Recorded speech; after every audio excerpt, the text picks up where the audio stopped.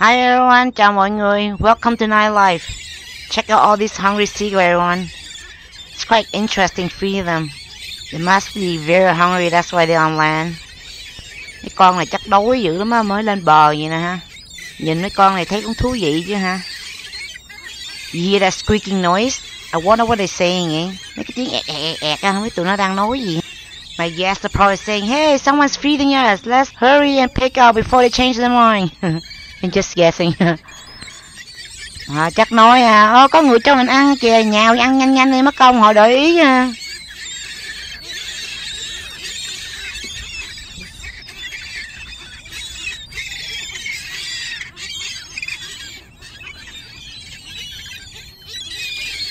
They look really hungry eh?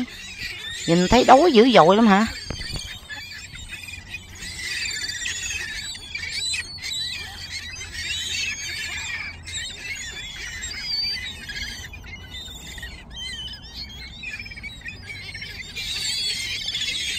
It looks like they really like bread eh? Như họ thích ăn bánh mì á. That's what we're feeding them right now. Mình đang cho họ ăn bánh mì nè. Chắc họ thích ăn bánh mì lắm sao á. They either like bread or just too hungry so they eat anything. Who knows? Can't really understand them anyway, right? Biết nó đói hay là tại thích ăn bánh mì không biết nữa.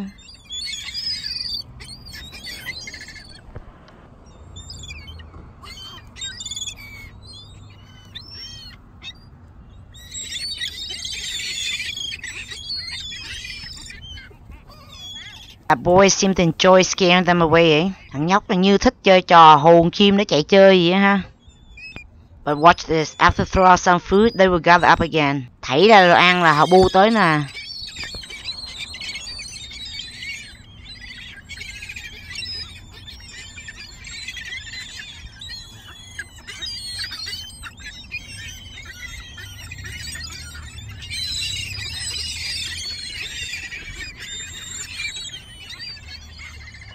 Actually, I find it kind of funny. After they ate, they just fly away, move away from us eh?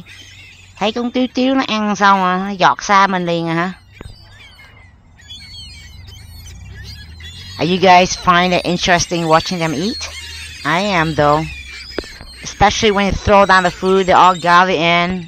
That's what makes it interesting to look at eh?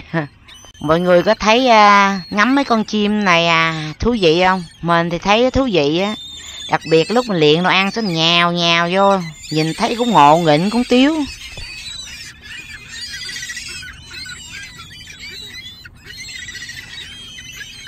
I just want to see if they would eat it off my hand, but so far not. Mình muốn coi thử họ sẽ lên tay mình ăn không mà không thấy vậy nè. I guess they're scared eh? Chắc họ sợ.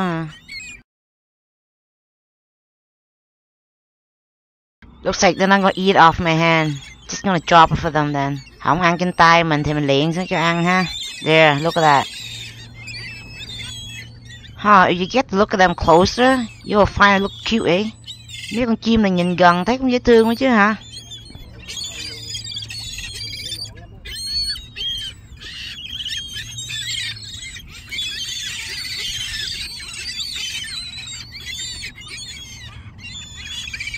Looks like that boy want to go for a second round or something eh? Như thằng nhóc nó muốn chơi tour thứ nhì hay gì hả?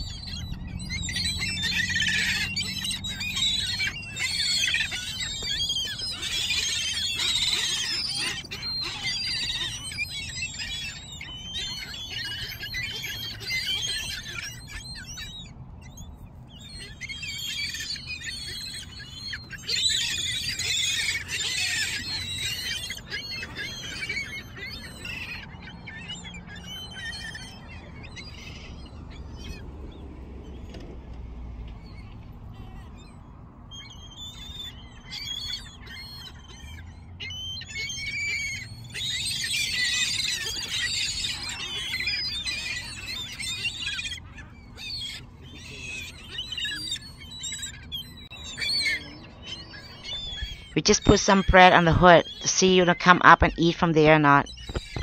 Mình mới bỏ bánh mì ở trên mui xe nè, coi thử họ có dám lên ăn không ha.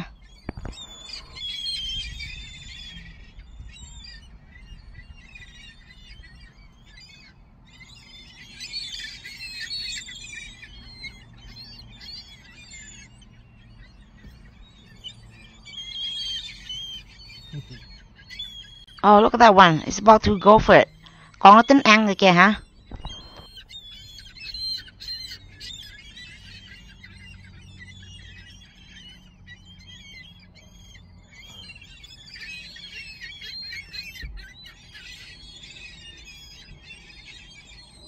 Không liền ở dưới đâu có lên đâu. Điện ở dưới nó mới đáp lên cái nổ. Dưới lên làm cái gì?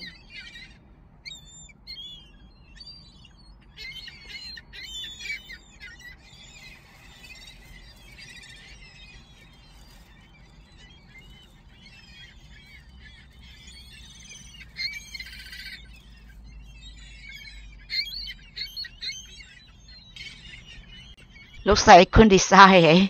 Nhìn giống là nó không quyết định được hả? Ăn là không ăn đây. Ăn thì dính bẫy hả? Không ăn thì đói. Probably like, oh, should I go for it or not? Or it could be a trap. I think that's what he's thinking. Look at that.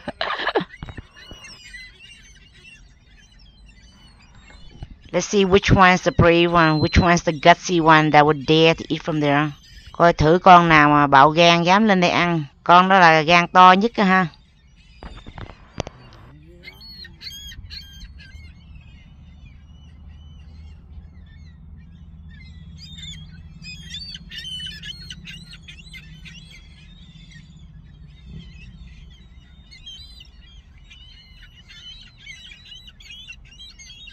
Oh, that's the brave one. I guess he's thinking, oh, I'd rather die full than hungry eh? Con là con bạo gan á, có lẽ nó suy nghĩ chết thì chết no còn hơn là chết đói ha. Mình đoán gì á, that's just my guess. Now let's see how they're gonna share this slice of bread. Coi thử cái miếng bánh mì họ chia ra làm sao ha.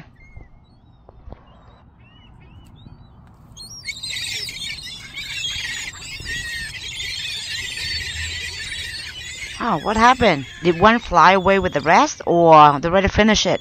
Huh? Can you guys see what exactly happened to that slice of bread?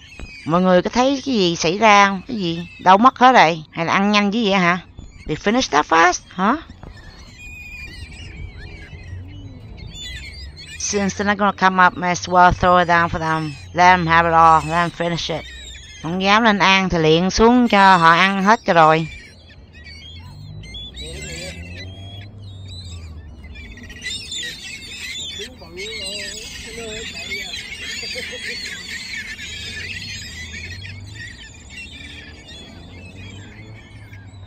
So many of them eh? Thấy cũng nhiều quá chứ hả?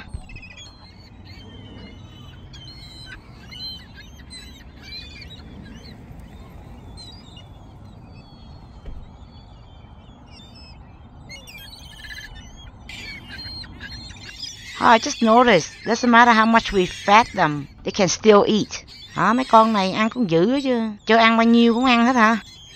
Are they hungry for years or something? Bữa đói cả năm hay sao gì hả?